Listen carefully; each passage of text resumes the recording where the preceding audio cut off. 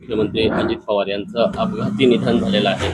काय आहेत आपल्या आठवणी? विश्वास बसत नाहीये की अजितदादा, महाराष्ट्राचे दादा हे आपल्यातून निघून गेले.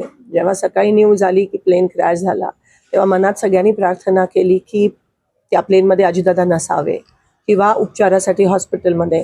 पण मग काही क्षणानंतर न्यूज आली की दादा त्या क्रॅशमध्ये गेले आणि अंगावर असा शहारा येतो. कारण का एवढे जवळचे संबंध. मला एक लहान बहीण म्हणून नेहमी ते बघायचे. कौटुंबिक नातं होतं. 2 महिन्यापूर्वीच मी माझी बहीण त्यांना आमंत्रण द्यायला गेलेलो माझ्या भाचीच्या लग्नासाठी. आणि नेहमी काय ग प्रणिती असं म्हणायचे. मी जेव्हा फोन करायची, ढिकले म्हणून त्यांचे PA असायचे, दादांशी बोलायचे, डायरेक्ट दादा बोलायचे. माझ्या मतदारसंघासाठी दादांनी खास निधी पण दिलेली. अजून त्याची कामं आपल्याला होताना दिसत आहेत. मी MLA होती, आमदार होती, तेव्हा पण दादा बोलून त्यांना अभिमान वाटला जेव्हा मी पहिल्यांदा निवडून आली. आणि नेहमी मला गाईड करायचे की हे असं ते असं. दादांची काम करण्याची पद्धत तुम्हाला सगळ्यांना माहिती आहे. अशी काम करण्याची पद्धत कोणाचीच नाही आहे आजपर्यंत महाराष्ट्रात.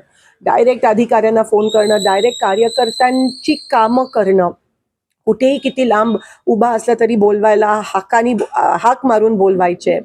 आणि प्रत्येक कार्यकर्त्याच्या मनात, हृदयात दादांनी एक जागा बनवली होती. आज कोणत्याही पक्षाचा असला तरी आज त्याच्या डोळ्यात अश्रू आलेत की दादा महाराष्ट्राचा अजितदादा नाही आहे. 2-3 महिन्यापासून दादा दिल खुलास बिनधास्त म्हणजे जगत होते. जिल्हा परिषद इलेक्शन्स आहेत.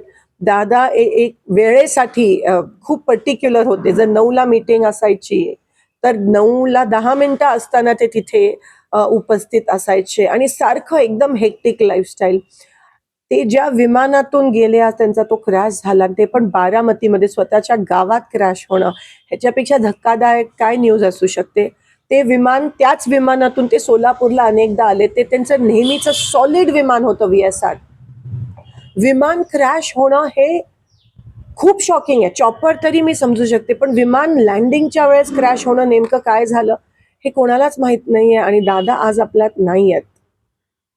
कुठेतरी आपण पाहतोय की तुम्ही त्यांच्यासोबत मंत्रिमंडळात पण काम केलेलं आहे आमदार. काय त्यांच्या आठवणी? मी पहिल्यांदा आमदार झाली 2009 मध्ये. तेव्हा दादा बघितलं मला विधानसभेत आणि अभिमान वाटला त्यांना. तेव्हा मी सगळे एकत्र होतो. आणि तेव्हा दादांचं स्वप्न अनेक वर्षाचं मुख्यमंत्री बनायचं. पण कधी कधी ना मुख्यमंत्र्यांकडे कमी आणि दादांकडे आम्ही जास्त जायचो. आणि हक्कानी ते बोलवायचे, बसवायचे, काम निधी द्यायचे प्रत्येकाला, कार्यकर्ता असेल, आमदार असेल. आणि दादांची काम करण्याची पद्धत मला माहिती आहे. बोरामणी एअरपोर्टसाठी जेव्हा मी त्यांच्याकडे सकाळीची वेळ दिलेली, आज फोन केला तर म्हणायचे उद्या ये तू, आपण करूयात. आणि मी उद्या सकाळी दुसऱ्या दिवशी पोचायची. डायरेक्ट बोरामणी एअरपोर्टसाठी फोन करून हे 20 कोटी बोरामणी एअरपोर्टसाठी दे, सँक्शन करायचे. आणि दुसऱ्या दिवशी त्याचं GR निघायचं.